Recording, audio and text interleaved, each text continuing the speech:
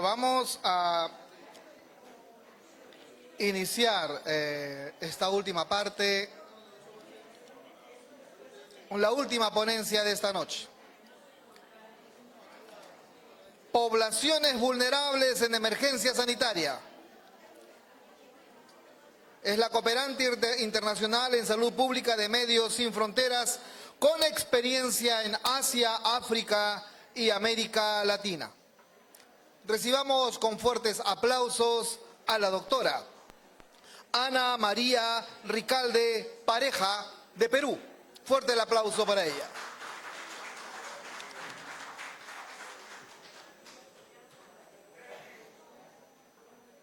Здравствуйте, o добрый вечер, aunque para mí es добрый день. Bueno, спасибо организаторам и добро пожаловать представителям Университета Дружбы и Народа. Ahora paso al castellano, que es más fácil para mí. Bueno, buenas noches. Os traigo apenas unas pinceladas sobre lo que es las poblaciones vulnerables y las emergencias sanitarias. Según la Organización Mundial de la Salud, los grupos que se consideran vulnerables pues son los afrodescendientes, los sintis, nómadas, personas LGTBI, personas solicitantes de asilo, minorías étnicas, lingüísticas o religiosas, personas en extrema pobreza, inmigrantes, refugiados, desplazados. Y a esto tenemos que agregarle que en términos exactos de salud también se consideran vulnerables las personas con patologías crónicas, de inmunidad deprimida, discapacitados, menores de edad, mayores de 60 años y mujeres. Y también hay que recordar que entre estos grupos hay muchas personas sin hogar, lo que hace que estas personas sufran doble o triple vulnerabilidad. Según un estudio realizado por el European Observatory of Homeless, estas personas tenían una expectativa de vida de 43 años en las mujeres y 47 años para los varones. Según otro estudio realizado por una fundación en el Reino Unido, la fundación llamada Pathway, las mujeres sufrían 12 veces más patologías con sus homónimos, con los ciudadanos de su país, y los varones 8 veces más. En otro estudio realizado aquí en Cataluña, por un estudio llamado ESELA, que en catalán quiere decir Estudi sobre las personas sense llar, también detectaron que estas personas, por ejemplo, presentaban 40% más veces VIH, hepatitis C, tuberculosis 11 veces más y neoplasias 20% más que las personas de su mismo, comparadas con las personas del mismo barrio, de la misma ciudad. Y también 35% más de infecciones cutáneas. 70% de estas personas padecían problemas de salud mental y adicciones, o sea, una catástrofe. En el caso del Perú, la encuesta realizada en 2019 por el INEI detectó que 20% de esta población se encontraban en pobreza y de ellos 3% en extrema pobreza. La incidencia de enfermedades era del 34, de enfermedades crónicas era del 34,6% para los varones y de 43,9% para las mujeres. Vemos pues así que en cualquier contexto que se analice la vulnerabilidad de las mujeres, estas sufren más, habiendo aquí un tema de género que ya daría para otro congreso. Así pues, la situación de estos colectivos es un agujero negro, tierra de nadie, a la que el mundo mira con indiferencia. O sea, veamos pues qué es lo que se considera una emergencia sanitaria. Según la Organización Mundial de la Salud, en su reglamento sanitario internacional que data de 2005, ya es anticuado un poco, considera emergencias de salud pública un evento que constituye un riesgo para la salud pública de los estados y por la propagación internacional de una enfermedad. Actualmente hay muchísimas emergencias en curso en todo el mundo. Aquí podéis ver un poco un listado de las emergencias más agudas que requieren la ayuda de las Naciones Unidas, de otros organismos internacionales y de ONGs, sea por la incapacidad de los países para responder a estas emergencias o sea por la magnitud del evento, como es el caso, por ejemplo, de Pakistán de hace poco, que las lluvias monzónicas han dejado prácticamente a 30% de la población bajo el agua. En todas estas emergencias, el tema preocupante es la inseguridad alimentaria, de la que ya han hablado algo, ¿no? Vemos así, por ejemplo, en este gráfico, que en los países de bajos ingresos la inseguridad alimentaria supera el 50%, o sea, otro escándalo, otra catástrofe. Y sobre los factores que agravan estas situaciones de emergencia sanitaria, otra vez volvemos a hablar de la extrema pobreza. Según el Banco Mundial, entre 2019 y 2021, más de 150 millones de personas han sido empujadas a la pobreza extrema. Y de las cuales un 82% se encuentra en los países de ingresos medios bajos. Más una vez, aquí también algunos países de América Latina. Otro factor importante son las enfermedades olvidadas, como el Chagas, leishmaniasis, malaria, lepra, escabiosis, dengue, etcétera, que seguro muchos de ustedes habréis oído hablar, o incluso los que son sanitarios pues habrán tratado estas enfermedades. Son enfermedades que tienen una carga humana, social y económica devastadora sobre más de 1.000 millones de personas, y principalmente entre los más vulnerables y las poblaciones marginadas. Es pues en este contexto de emergencia y de enfermedades olvidadas que he tenido la oportunidad de trabajar junto a Médicos Sin Fronteras en India, en Bihar, donde debido a que la organización refuerza la innovación médica, proponiendo nuevos enfoques en el tratamiento por ejemplo, del Kala-Azar, el Chagas y la malaria, pues en este proyecto en India, en Bihar, en la zona noreste de la India, una de las más pobres, donde se concentra el 90% de los casos de leishmaniasis visceral, este proyecto se dedicó a tratar a los pacientes de leishmaniasis visceral con la dosis única de la anfotericina B liposomal, que solo requiere de 2 horas de hospitalización, haciendo con esto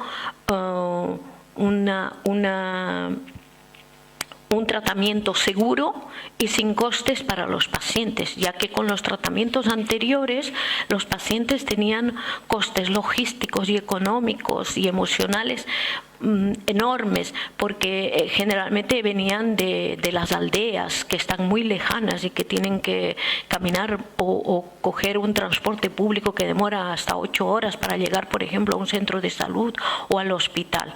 Y entonces los periodos, muchas personas pues simplemente no iban a tratarse por esta situación. Y en el caso de los tratamientos orales que habían, pues como duraban 28 días, tampoco las personas las podían seguir, y tampoco había garantía de un seguimiento por parte del personal sanitario, ya que había deficiencia, había falta de recursos humanos. Entonces, de esta manera es que, en consecuencia, pues estas personas, antes de la intervención de Médicos Sin Fronteras, pues al final simplemente acababan falleciendo. Os he traído un poquito la imagen de cómo es la situación, cómo son las viviendas y cuál es el medio ambiente en el que viven estas personas. Esta es la realidad que se vive. En este proyecto, un papel muy importante jugó el equipo que se llama IEC, ¿no? Information Education Counseling, en español sería información, educación y asesoramiento, que se hacía a todos los pacientes con Kala-Azar o leishmaniasis visceral. Entonces este equipo se dedicaba a ir casa por casa para hacer el trabajo de prevención y detectar nuevos casos y orientarlos y asesorarlos para que puedan llegar hasta el hospital y ser tratados. Y también distribuían las mosquiteras principalmente para las personas de mayor riesgo, que eran las embarazadas y los menores de 5 años. Pues os he querido también traer un poquito la imagen de, bueno, un poquito las actividades que se hacían, que son como en cualquier hospital. Se realizaban en la unidad de Calasar, que era un espacio pequeño que había cedido el hospital para que Médicos Sin Fronteras pudiera establecer ahí la unidad de tratamiento para Calasar. Pero a pesar del local pequeño y del ambiente, lo que se garantizaba era además del tratamiento, claro, la prevención, el asesoramiento, etcétera. Sobre todo, seguir los protocolos establecidos rigurosamente, garantizando la mayor calidad para el tratamiento. Así contribuimos de esta manera a disminuir la incidencia y la mortalidad de esta enfermedad tan grave. Os he querido traer un poco las imágenes de nuestro equipo aquí, porque aquí justamente una de las personas importantes que teníamos era el doctor Dipak, que también es un exgraduado de la EXURS, y era el que hacía la punción esplénica, que es la prueba que es necesaria para confirmar el diagnóstico. Pues aquí él haciendo la punción y luego pues enviándose al laboratorio. Entonces, durante este proyecto se ha podido, como podéis ver en este gráfico, pues disminuir la incidencia. Pero el proyecto continúa apenas tratando ahora a los coinfectados con VIH, porque como podéis ver, esta enfermedad casi siempre ha ido acompañada del VIH, de la HIV, ay, perdón, es que me mezclo los idiomas, bueno, si me entiende, ¿no? HIV. Y bueno, gracias a este equipo que se ha podido llegar a esa disminución de los casos, yo diría que para mí este es un ejemplo de éxito, donde un trabajo multidisciplinar, con mucha profesionalidad, organización, planificación, pero sobre todo con mucho amor al tratar a los pacientes vulnerables. Se ha podido con esto disminuir la carga de esta enfermedad y se ha podido traspasar pues al sistema local para que continúe con los casos que no son coinfección. También solo resaltar un poquito que todos los costos de recursos humanos, materiales, insumos, logísticas, etcétera, etcétera, eran a cargo de Médicos Sin Fronteras. Bueno, veamos pues ahora qué es lo que cuáles son pilares que se consideran para la lucha con estas emergencias sanitarias, ¿no? Entonces, se consideran 5 pilares básicos: la prevención, la contención, salvar la vida, la equidad, la innovación y la difusión global. Pero, lamentablemente, con todas estas emergencias que han habido, y principalmente con el COVID, lo que se ha podido constatar es que, por ejemplo, en el pilar de la prevención, en este tiempo de COVID ha habido una caída enorme, una disminución gigantesca de la vacunación infantil. 25 millones de niños no han recibido ninguna vacuna en 2021. Lo que ya pueden imaginar las consecuencias, porque y como ya se ha constatado, por ejemplo, en abril de este año, la Organización Mundial de la Salud ha reportado 21 brotes de sarampión. Otro fenómeno es la aparición de la fiebre amarilla en países donde ya se había erradicado, como es el caso de Kenia. Después de 25 años sin tener ningún caso, pues ahora tienen fiebre amarilla. El Fondo para la Tuberculosis también apunta a una caída en las visitas médicas en el periodo prenatal y a los menores de 5 años, o sea, no se hace prevención, ¿no? Por otro lado, se observa una reducción de las pruebas de VIH, tuberculosis y malaria. En el caso de la malaria se ha podido constatar que se han registrado un aumento de hasta 14 millones de casos y 69.000 muertes entre 2019 y 2020. A todo esto hay que sumar las enfermedades que están apareciendo por el cambio climático. Y principalmente en niños. Por ejemplo, hay estudios, como ahí tenéis la referencia, que demuestran que ha habido un incremento de la presión arterial infantil y en los adultos el riesgo a padecer enfermedades cardiovasculares. O sea, ha dado todo esto. Bueno, aquí os he traído también una figura hablando de prevención, como por ejemplo en la pandemia del COVID, los países, sobre todo africanos, no han tenido la capacidad de poder proteger a su población y tener las coberturas pues, que serían necesarias para evitar la diseminación de la enfermedad. Esto a comienzos del año, a enero de 2022. A septiembre de este año, pues esta es la figura, sobre todo en los países de ingresos medios y bajos. Y como podéis constatar, una vez más, a pesar de que ya prácticamente ya la pandemia del COVID pues ha pasado a ser una enfermedad controlada, entre comillas. Mira, aquí vemos que los países no han sido capaces de proteger a su población con las 2 dosis, como mínimo, con algunas excepciones tal vez, y mucho menos con la dosis de refuerzo. Esto todo tiene que ver con organización y la capacidad de los países para poder responder ante este tipo de situaciones. Cuanto a la contención, pues se ha verificado igual, se ha constatado que hay una ausencia o una deficiencia de un plan de emergencias. Sus siglas en inglés, IPP, que se usa mucho, por eso lo pongo aquí, se usa mucho esta terminología. Igual déficit de personal y no es solo en los países de ingresos medios bajos, el déficit de personal inclusive se ha dado en países europeos, o sea que imagínense en los países que no tienen capacidad. También ha habido ausencia o deficiencia de equipos multidisciplinarios, no se ha trabajado en equipo, las decisiones se han tomado de manera unilateral por apenas o por los equipos estrictamente de salud, cuando en realidad en este tipo de situaciones lo ideal es trabajar de manera más armoniosa con más actores, porque tienen algo que decir, tienen algo importante que decirnos. Hay también y ha habido, ¿no?, la excesiva burocratización para la compra, por ejemplo, existe siempre esto para la compra de medicamentos, pero en el caso de la COVID también ha habido burocratización de los procesos.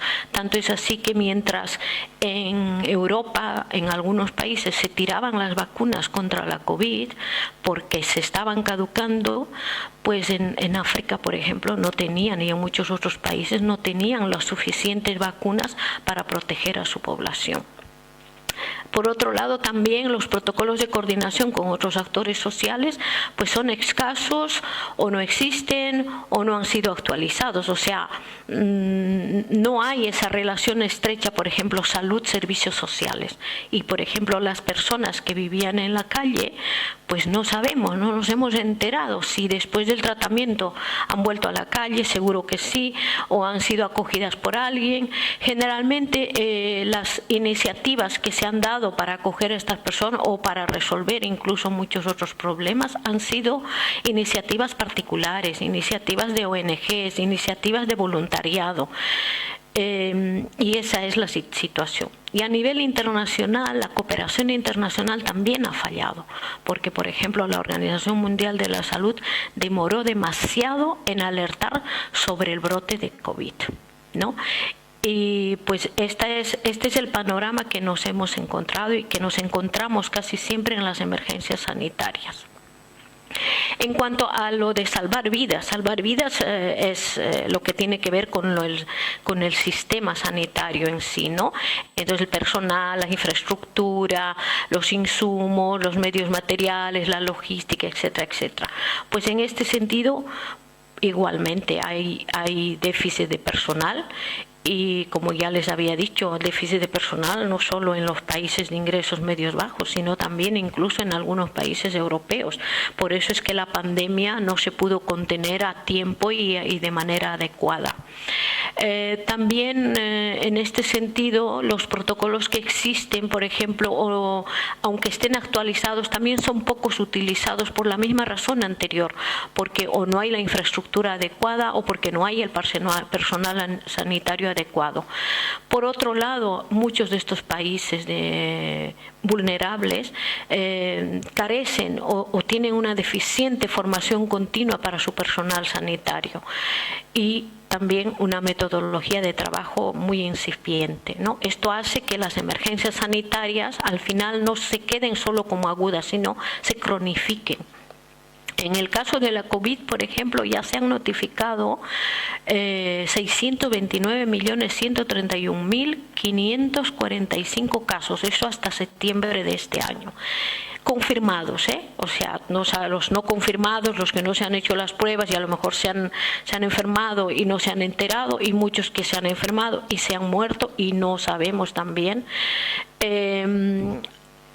Y ha habido 6.588.889 muertes confirmadas, ¿no? O sea, anunciadas por los sistemas de salud de los países. ¿Cuántos de estas personas que se han enfermado o han muerto, han fallecido, son de colectivos vulnerables? No sabemos. No sabemos porque no hay datos. Se ha actuado siempre de manera reactiva y no planificada ni preventiva. Pues veamos ahora entonces en cuanto a la equidad. ¿Qué pasa con la equidad? La equidad tiene que ver con los presupuestos, ¿no? O sea, cómo se destinan los recursos para atender las necesidades de salud y sobre todo para las emergencias sanitarias. Pues lo mismo, hay déficit presupuestario, o no se destina o simplemente no se tiene, hay deficiencias en la planificación de recursos necesarios, y esto no es solo a nivel de los países de ingresos medios bajos, incluso a nivel europeo. Por ejemplo, había por aquí un escándalo que se habían simplemente ofrecido un X número de plazas para enfermeras, cuando en realidad se necesitaba pues 100 veces más. Esto, o sea, empieza la planificación por ahí, por la formación del personal que necesitas, por la formación del personal que tiene que cubrir las necesidades de salud. Igual, de la misma manera, hay fallos en la planificación de las estructuras sanitarias, o se hacen monstruos elefánticos que pues se quedan sin mucho uso. Y esto ha sucedido incluso en algunos sitios de Europa. Bueno, ya seguro se han enterado por las noticias, donde por ejemplo se han gastado millones y millones para construir hospitales donde debían ir los pacientes de COVID, pero por ejemplo sin todas las unidades necesarias para atender justamente a los más vulnerables y a los que tenían la situación más difícil, ¿no? Y fallo también en las normas básicas de transparencia institucional. No sabemos, no nos informan, no hay mucha transparencia, y esto es muy importante. Tiene que haber transparencia porque es para los sistemas de salud se usa el dinero que sale de los impuestos, ¿no?, que pagamos todos. Entonces deberíamos saber cómo se ha gastado ese dinero. Bueno, ese es otro tema también para otro congreso. En todo caso, lo que quería traerles hablando de equidad también en relación a las ayudas internacionales, el Fondo para el Desarrollo en Salud tampoco ofrece una equidad.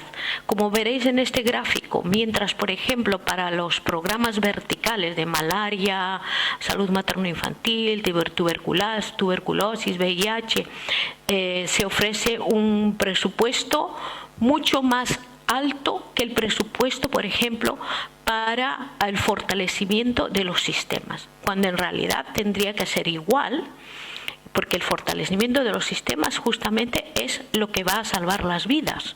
Y si no fortalecemos estos sistemas, pues ¿de qué sirve tener tanto dinero para luchar contra la malaria, la tuberculosis, si por ejemplo no tenemos los hospitales adecuados, el número de personal sanitario para hacer detección, prevención y tratamiento? Bueno, pues entonces, y finalmente, el pilar de la innovación y la difusión global, ¿no? ¿Qué pasa? También no tenemos, ojo, estamos siempre hablando de poblaciones vulnerables, esto es importante, porque datos hay, millones de datos, los famosos Big Data, ¿no? Pero siempre son o descriptivos o siempre se refieren a toda la población en general en su conjunto, los estratifican por grupos de edad, por morbilidad, etcétera, por mortalidad, por edades, etcétera, etcétera. Pero no sabemos cuántas de esas personas se encontraban en situación de vulnerabilidad. ¿Vale? Entonces eso es otro tema también que habría que desarrollar. Hay un deficiente manejo de la información a tiempo real, ¿no? Inclusive a nivel internacional. ¿Por qué? Porque los informes que tienen que enviar, por ejemplo, los países, los famosos... ahora no me acuerdo el nombre, pero bueno, los informes semanales que se envían, los informes epidemiológicos, weekly epidemiological, ¿no? Los informes epidemiológicos que se envían cada semana, pues muchos países o muchas instituciones no cumplen como debe ser. Si te dicen que tienes que enviar cada semana un informe, pues el día lunes a primera hora o el domingo por la noche tienes que estar enviando esos resultados, porque si no, no nos enteramos de qué urgencia o de qué emergencia puede estar a punto de suceder, ¿no? Luego hay pues una insuficiente lucha contra la desinformación. Los estudios en general no son exhaustivos, son muy dispersos, entonces es muy fácil que las personas estén mal informadas y no se lucha contra esto. Las instituciones tendrían que tener una especie de mesa de prensa, yo qué sé, pero donde la información sea clara, concisa y basada en los estudios, no en apenas descripciones de la situación, sino en estudios, por ejemplo, de correlación, en estudios de investigación más profunda, ¿no? Y bueno, entonces, ¿qué tenemos que hacer? Pues simple, es muy simple. Nosotros tenemos que cumplir con el Objetivo de Desarrollo 3, que dice salud y bienestar para todos. Entonces, hay que vincular la salud, la economía y la financiación, porque están entrelazadas. No está la salud aparte de la economía, ya lo hemos visto en muchas ponencias y en los gráficos que les he mostrado también, ¿no? Entonces, ¿eso qué quiere decir? Que en todas las planificaciones tenemos que incluir los determinantes socioeconómicos para definir bien nuestras estructuras sanitarias, nuestros planes de acciones de lucha contra las enfermedades prevenibles, de lucha contra las emergencias sanitarias.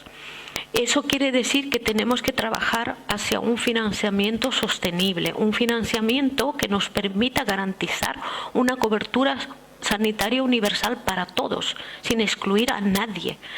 Y eso quiere decir que también hay que, pues en esta cobertura sanitaria universal, por supuesto, se entiende que tenemos que incluir todo lo que significa hacer prevención, tratamiento, diagnóstico y incluir al personal sanitario que se necesita para llevarlo a cabo. Y bueno, finalmente quiero traerles también lo que el grupo de expertos del Lancet, la comisión que reunió más de 173 expertos de todo el mundo, científicos y estudiosos, sobre todo del área de salud, se reunieron para analizar el impacto de la COVID-19.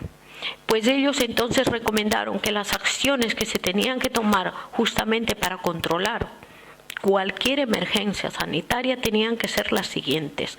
A nivel global tenía que garantizarse un sistema multilateral de financiamiento y sobre todo financiar las necesidades de los países vulnerables, tanto para el diagnóstico y todo lo que esté relacionado con salud, y especialmente para el tema de vacunas, porque ya sabemos, prevenir es mejor que tratar. A nivel regional, ¿esto qué quiere decir? A nivel, pues, por ejemplo, en nuestro caso, a nivel de América Latina, ¿no?